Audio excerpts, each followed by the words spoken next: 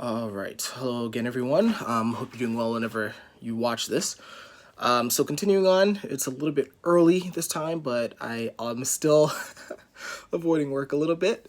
So I figured I'd make another practice round on trying to teach OP and learn from it. So today's video is hopefully not a newsflash to you all, especially if you guys have been following how human beings make decisions from a scientific point of view. But for anyone who's in the OP system who has it a little bit confused, thinking is a very I would say it's kind of an inferior way of making decisions, or it's not the primary way of making decisions. All decisions are ultimately feeling-based decisions, emotion-based decisions, and things like that. So, and I know that ruffles a lot of feathers of a lot of people, especially people who I think have savior thinking, especially TI, with like, no, I'm more rational than everyone else. Why can't we be rational and reasonable and stuff like that? Sure, but even your rationality is based and rooted in emotions on a very deep level. So I'm going to start by defining some terms as to why I'm even bringing this up. And then I'm going to give you a little bit of evidence as to, shutting the hell up when it comes to feeling-based decisions. I think feeling-based decisions are what we are all doing. And in my language, I would call feeling a more linear or a more direct way of making decisions, whereas thinking is a little bit more convoluted and circular. So let me start with the definition of terms. This is coming from the checklist here, my checklist at least. So first we got to understand that decisions in the OP system relate to an active choice, right? A decision. So you're either choosing from an introverted perspective, so that'd be DI, which means you're making decisions based on what will make you more significant or what will strengthen your identity. Or you're making decisions from an extroverted point of view, looking at the tribe. So you're making decisions based on what will get you more connection and what will get you more validation. Okay. And there are two, let's say, ways that you can make those introverted or extroverted decisions. And I was kind of hinting at that. You can either make feeling-based decisions, and feeling in the OP system is technically defined as priorities and values. So you're making decisions based on your priorities, based on your values. Or actually, let me take a step back. That would be FI's version, so DI plus F, whereas DE plus F would be making decisions based on what other people value and what other people prioritize in order to get that connection, right? So hopefully, let me take a step back again. So you can make decisions based on priorities and values. If you make decisions using DI as well as priorities and values, that creates FI. So again, let me repeat that. You're making value-based decisions that will increase your identity and increase your significance in the world. That would be FI. Or FE, which would be DE plus F, would be you're making decisions that will make you feel more connected with the tribe, make you feel more validated by the people you're around, using their priorities and values, not your own, okay? Now, in contrast to that, there's thinking. Thinking is, I define it as providing reasons or accomplishing things, right? And that's the opposite of feeling. So let's break it down. You can either make thinking-based decisions to strengthen your identity, so that'd be TI. So you would be using reasons, logic, and accomplishments to make yourself seem more significant in the tribe, to increase your identity or clarify your identity in the tribe. Or you could do DE, or thinking-based decisions, to in a DE way, which would be you're making connections with others and you're trying to get validation from others by providing reasons and providing accomplishments. Okay, so hopefully you're following so far. What I am proposing again is that feelings, or the feeling-based function, or making decisions based on priorities and values, as well as actual emotions, is, I don't want to call it superior necessarily, but is what we are all doing. So let me walk through some evidence. This evidence is actually going to be in my, I have an evidence log for my checklist. So it's still messy, but feel free to check it out. I put all of this in, there's a feeling section where I have all my quotes and stuff like that, okay? I'm going to read you a few, but I definitely encourage you to check it out yourself. If you want a short story, I definitely think that feeling-based decisions are more automatic, they're more instinctual, and they're faster than thinking-based decisions, which require a lot more elaboration. I believe that feeling-based decisions are kind of, in Daniel Kahneman's work, there's system 1 and system 2 thinking or decision-making, and I believe that feeling is more system 1, so, using biases, heuristics, shorthand, to make those quick feeling-based decisions.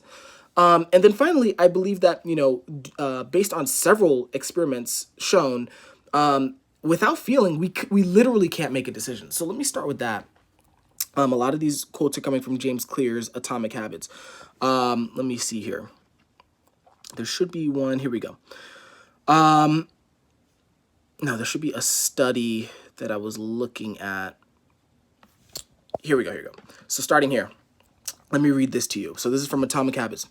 Emotions drive behavior. Every decision is an emotional decision at some level. Whatever your logical reasons are for taking action, you only feel compelled to act on them because of emotion. In fact, people with damage to the emotional centers of the brain can list many reasons for taking action, but still will not act because they do not have the emotions to drive them. This is why craving comes before response. The feeling comes first, and then the behavior. And this is an example that I remember from my college days studying psychology. So hopefully you caught that, right? So that's one example. If you don't have feeling involved in your decision, you will create reasons. You can create reasons on both sides of whether you should do something or shouldn't do something, and you'll ultimately create analysis by paralysis, right? Where you have reasons on both sides, and there's nothing really telling you to do either one, right? Another example of this, if I'm not mistaken, is going to come from, again, Atomic Habits. Let me read this quote to you. Your response tends to follow your feelings. Our thoughts and actions are rooted in what we find attractive, not necessarily in what is logical. Two people can notice the same set of facts and respond very differently because they run those facts through their unique emotional filter. This is one reason why appealing to emotion is typically more powerful than appealing to reason. If a topic makes someone feel emotional, they will rarely be interested in the data. This is why emotions can be such a threat to wise decision making. Okay.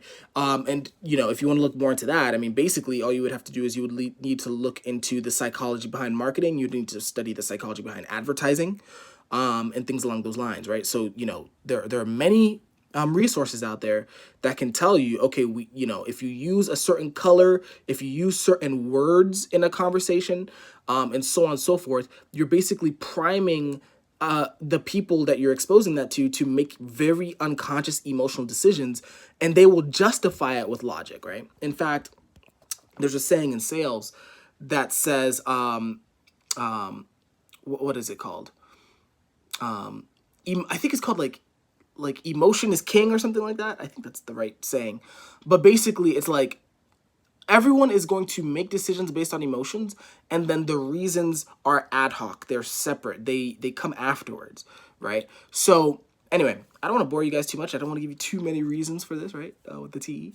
I just want to bring this up because I do believe, especially sometimes in the OP community and especially sometimes in myself, sometimes there is this impression that feeling is inferior and feeling is more like, why are you making decisions based on your feelings? Like, you should think this through, and shouldn't we be more evolved or more rational? I've been exposed to conversations like that, but that's not how we work, right? You can have as many reasons as you want, but without that feeling component driving the decision, whether consciously or unconsciously, you're not going to move, right? So everyone needs emotions to move forward, literally, right? So I just wanted to emphasize that. I do hope that you respect your feelings a little bit more. I think especially if you're demon feeling, you got to take those emotions not only into account, you have to treat them as a priority, right? That's why, going back to the checklist, that's why feelings are associated with priorities and values. I guess what I'm trying to encourage you to do is to prioritize your feelings. What kind of, it's a little bit meta there, but prioritize your feelings when it comes to decision making, because ultimately that's what's making the decision anyway. So it will help for you to be more conscious and aware of that process. And then sure, you could use reasons to guide or reframe those emotions. That's no problem. But you have to respect and acknowledge that all of your decisions are ultimately emotion-based, value-based, and priority-based decisions, whether you know it or not. Okay, so that's about it. I wanted to make this a relatively short video, but of course I rambled and got to 10 minutes anyway. Hope this was of value to you. Feel free to leave a comment and let me know what you thought about it. But otherwise, I am going to head out. I hope you guys have a great day, and I will see you in the next video that I make. Take care.